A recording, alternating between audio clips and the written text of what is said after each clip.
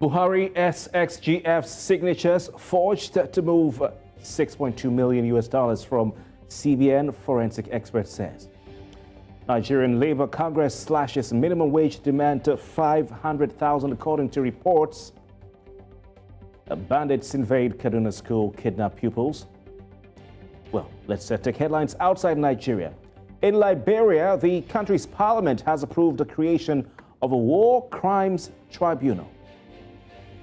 The ICRC chief is urging warring parties in eastern DRC to exercise constraint. Tonight on Politics HQ, the Edo State House of Assembly has commenced impeachment proceedings against the Deputy Governor of the state, Philip Shaibu. I will look tonight at the reasons behind this latest episode in the tussle between Governor Godwin Obaseki and his deputy. Also tonight, is Nigeria's economy really not distressed? Well, the country's President Bola Tinubu's recent statement seems to suggest so, and it has sparked lots of debates across the nation. We'll attempt to unpack this tonight on the program. Kofi Bartels, Politics HQ starts now. Welcome. Tonight we begin by focusing on the drama unfolding in the Edo State House of Assembly, where the House of Assembly yesterday commenced impeachment proceedings against the Deputy Governor Philip Shaibu. A petition against the Deputy Governor dated March 5 was signed by 21 out of the 24 members of the State House of Assembly. That's more than two-thirds, the two-third requirement in the Nigerian Constitution, or the Constitution of the Federal Republic of Nigeria, 1999, as amended. Majority Leader Charity Aigbora Gyan said that the petition was based on two grounds of perjury and of revealing of government secrets. Now, the Deputy Governor has 7 days to respond to the notice of impeachment. If you remember, the Deputy Governor, Philip Shaibu, we can call him embattled, last week took a bold step, it could be described, by storming the party's national headquarters in Abuja to demand for a certificate of return and recognition as the rightful candidate of the PDP after the Edo State chapter of the party held two separate governorship primaries on February 22, 2024.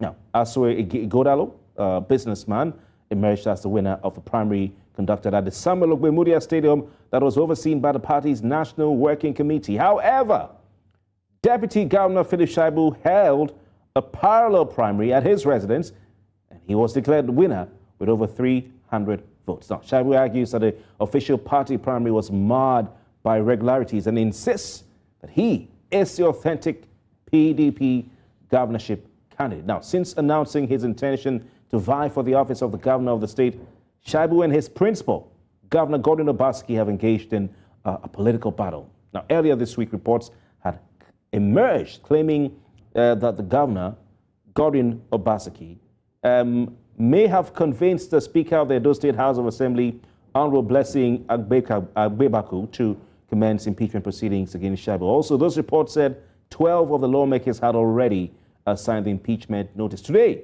we know the truth. Well, let's unpack this. Our guest tonight, Bishop Akalame. He's a political analyst. He joins us via video link from Edo State. And right here in the studio, New Central HQ, Evans Ufeli. He is a legal practitioner. It's good to have you, gentlemen. Evans, good evening to you. Good evening. And to our guest via Zoom, good evening to you as well. All right. Let's start with you, Evans. Yes. This is some serious drama unfolding. What's your take, your reaction to the commencement of impeachment proceedings against Philip Shaibu? Well, my reaction is that politics is at play, unfortunately, as against governance.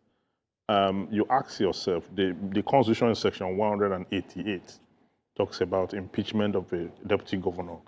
And the Constitution specifically said that in the opinion of the House of Assembly, if they infer gross misconduct, they can commence an impeachment proceeding. In this case, they talk about perjury and revealing of government secret. The details of that is not yet in the plot. What they mean by revealing a government secret or perjury. The details are not there. But the truth is that this is not unconnected to Shaibu's ambition to be the #1 man of that state.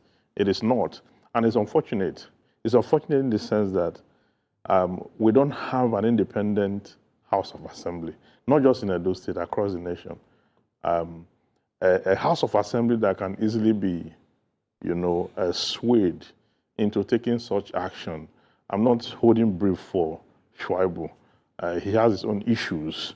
But I'm saying that the National Assembly should be able to stand up without being influenced by political. So you feel this is a continuation of the wrangle, the political wrangle between Governor Godwin Obaseki and Shaibu, since his ambition to become the successor was announced? Yes, I think it's a continuation, but the new vista has just been opened. Before now, it was rumored that he was going to be impeached, then he went to court. Yes. And after some negotiation around that, he withdrew the suit. Okay. So let's talk about that. That was in September last year, when Shaibu withdrew, his suit seeking to restrain the governor, the speaker of the State House of Assembly, and the chief judge from court initiating impeachment proceedings or sanctioning any impeachment against him. Now, he cited the intervention of well-meaning citizens of Edo State. We don't know who they are. Even with the benefit of hindsight, what's your assessment of that gesture? It seemed to be a peace gesture, sort of an olive branch. Yes. Did Shaibu make a mistake? Withdrawing that suit. Well, it appears to be a mistake now, because his fears are now really before him, because he has been served that. And the process is that once you are served that notice, then you have a right to respond within the specified time by the Constitution. And once that is done, you move to the next stage. The House will they will now convene, to vote, to decide whether they want to investigate it or not. And at that stage, at the stage of signing the notice, you have wanted. But in this case, we will have 21 out of 24. So it's an overwhelming majority. So when they now decide they are going to investigate, the next stage is that they will now institute a committee of people who are of impeccable character and who have integrity, who are not politically connected. They could be retired judges, they could be whoever it is. They have that panel. That panel will now look into the activity, whether or not the allegations are true. If the allegation turn out to be true, fine, they move to the next stage. If not, the impeachment proceeding dies there. But they have 90 days within which to do that, 3 months. And they've given him 7 days to respond. As far as you're concerned, what response do you think Shaibu can possibly give the Edo State House of Assembly? The law is that he can decide to respond, he can decide not to respond. Are there any repercussions, penalties, or is there any injury to him if he doesn't respond? No, if he does not respond, when they get to the next stage where the panel will have to summon him, to look into the matter, and that the law says that he can defend himself or come with a lawyer of his choice to do so. Right. You understand? So when they move to that stage, they get to the stage where the committee have made its findings and have submitted same to the Speaker of the House of Assembly. And if their findings were that the allegations are true, from that point, he's on his way out.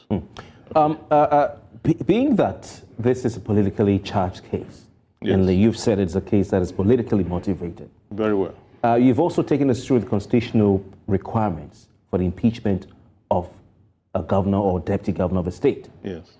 Is it possible to get, people who are not politically connected to look at this, since the motives for his impeachment, possible impeachment, are political? Yes, what the law says is that they should get people who are independent, who are dispassionate about the allegations or whatsoever. And the House of Assembly must do that. And if the House of Assembly fails at that, it becomes an infraction that is actionable in court. So the processes must be followed through. It's not easy to impeach. It's just that in Nigeria, we do it wrongly. Look at Ondo, look at Abia, The former Abia State Deputy Governor was impeached. Though you have the same thing and all that. But when they got to court, when they got to court, over in those two cases I mentioned, the court ruled that impeachment was wrongful. But at the time the court got to rule, their tenure has already expired, and the court now ordered that all the benefits that he would have earned from the time he was impeached up until should be paid. Fantastic point you've made, which brings me to my next question. Some have said, well, Shaibu House will lose all his benefits. I want you to run through that. Does this mean that his pension, his gratuity, and all benefits are accruing to him after his tenure lapses will be taken away if he's impeached? Yeah, if he's impeached, he's not going to get those benefits. He's not going to get if he's impeached. So the houses, the car. But if he's rightfully impeached, because most of the times here, the politicians do it in such a way that they make mistakes. And once he goes to court, the court will redress whatever mistake they made through the process. The court will look at the process from this notice they served him down to the point of the institution of the committee and the time within which they are supposed to carry out their functions and the whole process through. So where there are errors, the court will spot those errors out, and once justice is not unfair from what they have done, the court will make orders, for him to be reinstated. If the tenure has elapsed, then the court will make orders that the benefits, all he could have gotten, that he didn't get, the court will make orders to that effect. What are the chances of Philip Shaibu weathering this storm? Let's start from the point of him going to court. We hear today he has approached a court in Abuja. I don't know which of the courts it is. Probably an FCT High Court or a Federal High Court, I do not know, to obtain a restraining order against this impeachment move. So what are his chances of success, bearing in mind that he withdrew an earlier suit? Yes, he withdrew an earlier suit. That one have nothing to do with the current one. Parties can settle out of court, and parties can initiate proceedings at any point in time. The matter have not been dealt with, so it is not functions official. Had it been the court have made a pronouncement on the matter, so it becomes functions official. You cannot go and relitigate. It is forbidden that you relitigate the same matter with the same fact with the same parties. You can only go on appeal. But in this case, that particular case was not concluded, was never properly heard. Won't he be seen to be wasting the time of the court? Well, it's not. It's not. What he intends to do is to ensure that he protects himself. We're talking about self-preservation politically.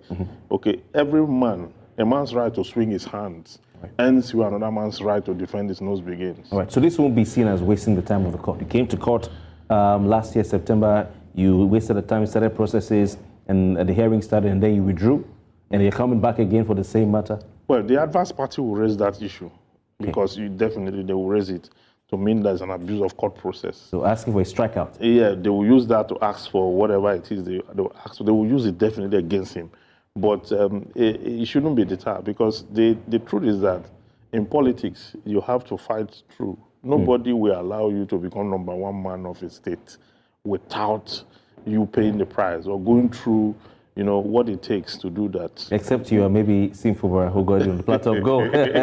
But he's also paying the price. Yes, absolutely. Yeah. So that was just a joke. So you always go through what it is you have to go through. But in this case, I think that the party didn't even manage the primaries well. And they didn't manage it well. Okay. We'll come to the primaries very shortly. But do you think Shaibu's endgame is just to get that restraining order, pending the determination of the substantive matter, an injunction, you want to call it, because the tenure elapses in September, and play it out with delay tactics till September? Well, what he's trying to do is just to stall that proceedings, to stall the impeachment proceedings. But that impeachment proceedings too is a constitutional matter.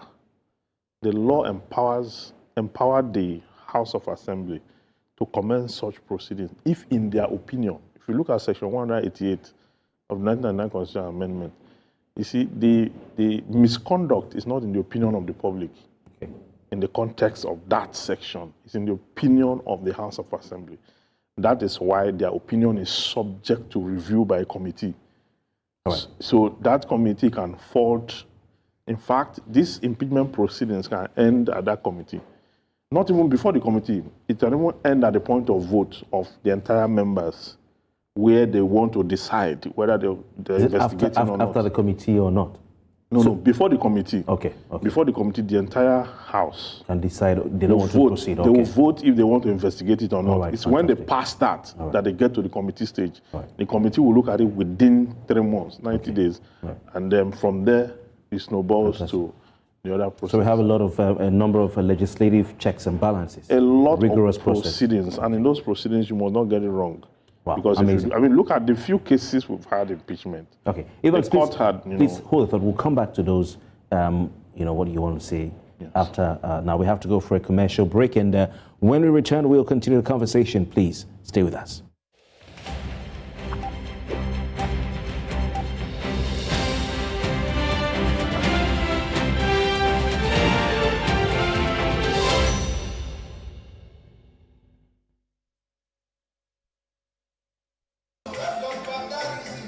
They even fought a former governor of the state, Adams Oshomole, together, with Shaibu taking the leading role in the battle. They accused Oshomole of playing godfather, which the former governor, Governor Obaseki, at various fora said he had nothing against Shaibu's ambition. It started when Shaibu was accused of abandoning the inauguration of commissioners in Benin in 2023 for that of the National Assembly, where he met and fraternized with Oshomole, who was not in good terms with Governor Obaseki. Shaibu incurred the wrath of his boss when he made public his intention to succeed him as governor. I have not moved to anywhere. Nobody has given me letter to move to anywhere. Nobody has given me letter. So if governor say I have moved, I have not moved. At a meeting, Governor Obaseki was said to have told his close allies of his desire, claimed that he won the exercise after conducting a parallel primary, while Ighodalo won, conducted by the faction loyal to the governor. 21 out of 24 members of the State House of Assembly signing impeachment.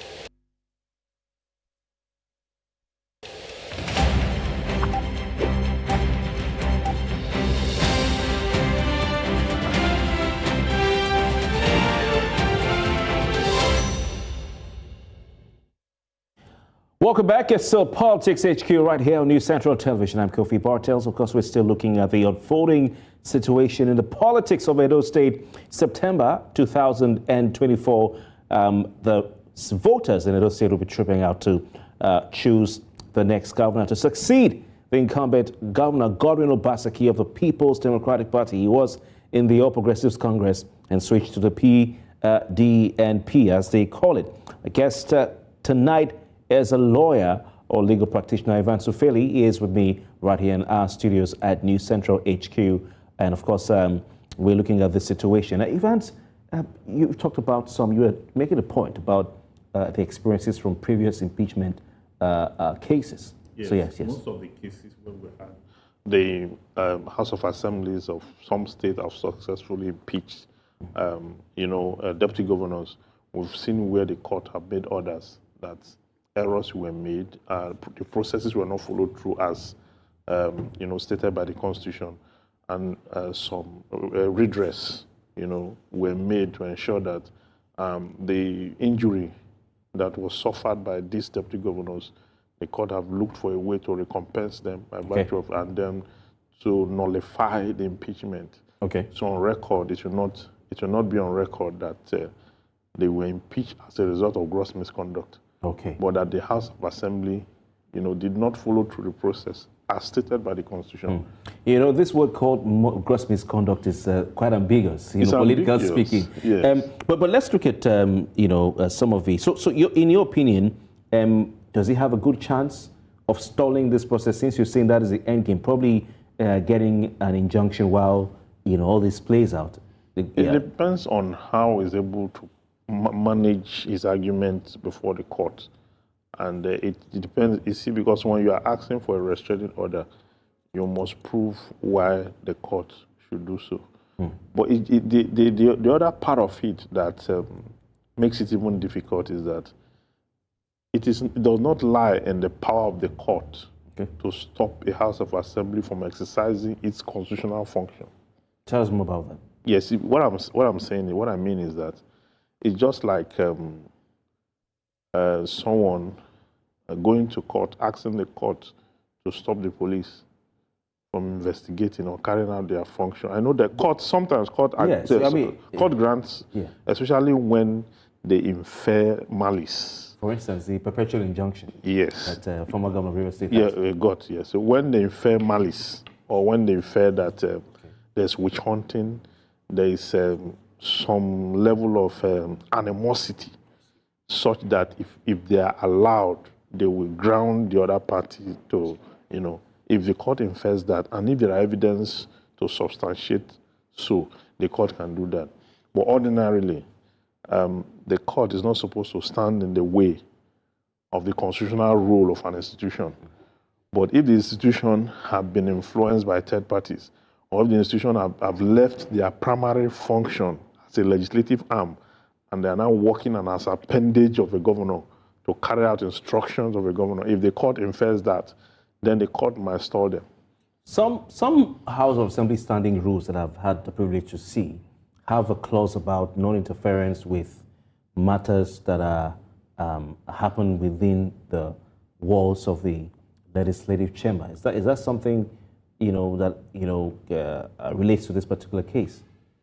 No, they External interference with whatever happens must. If someone beats someone slaps someone and all that, they will deal with it there. You can't take it outside. No. That's what they call legislative privileges. Legislative privileges are utterances made during proceedings. Okay. When they turn out to be defamatory to anybody, whether within or outside the House. It's called legislative privileges under the laws of defamation, slander, and libel. Okay. It's an exception. Okay. Yeah, because it is assumed that they are under a debate to find solution. As you lawyers. Yes, it's not actionable. You understand? But not when there is a wrong. All right, I see. Okay. What are your thoughts on the accusations against Shaibu? You use a phrase as some grounds for petitioner we normally hear gross misconduct. But this time they're talking about perjury and revealing of government secrets. Tell us some more about that and how likely, how grave these accusations are. Yeah, perjury will mean that possibly he lied under oath. Okay, and that is what it means under the law. He lied under oath, but no institution can come to that conclusion other than the law court. Not even a panel of inquiry. The House of Assembly of a state have quasi-judicial functions. But those quasi-judicial functions are mainly persuasive, and when they are done with they make recommendations. Mm-hmm. Okay, but the State House of Assembly, for example, cannot convict. It cannot convict a suspect, a defendant, or whoever. So the matter already raised, when you say perjury, he lied under oath, the House itself does not have the capacity to come to that conclusion, except the law court. That's one. So is this an error then? Yeah, of course, they can't. They can't. Nobody can do that except a court of law, because perjury is a criminal offense. But isn't it a misconduct? Yeah, it is misconduct. In a sense, yeah. It is misconduct, but they do not have the capacity to call witnesses and hear the matter and the evidence adduced and tendered before them for them to come to that conclusion. You understand? They can't. So, and the other one they talk about revealing government secret is ambiguous, because what they mean by government secret have not been, and there is no law, there is no offense such as revealing of government secret under our criminal laws. Interesting. There's no offense as such. Very interesting. Evans Ufeli, what are the implications of this impeachment move for Shaibu's challenge, for a push for recognition as the rightful candidate of the PDP in September election? Well, the implication is that his attention will be divided. Of course, he will be fighting two battles. He went to the headquarters of the party to demand for a certificate of return in the primaries election that were told that they had primaries, parallel primaries. And as such, he went there, but he was told that the other party has come to collect it. And that is a party that is recognized by the National Working Committee of the political party, PDP. So the implications are that it is not easy to be the governor of a state. If you go ask the current governor what he went through after his first term, and we saw how he fought godfatherism to a point where he moved ship from APC to PDP. And with the help and support of the governor of Oyo State, governor of River State, and the likes of Abia State governor and all that, all came together to ensure that he got... and the rest is history. Yes, he got... So it's a tough one for him. It is. But he must fight through. I see. But another option open to him too is to consider, if possible, political solutions.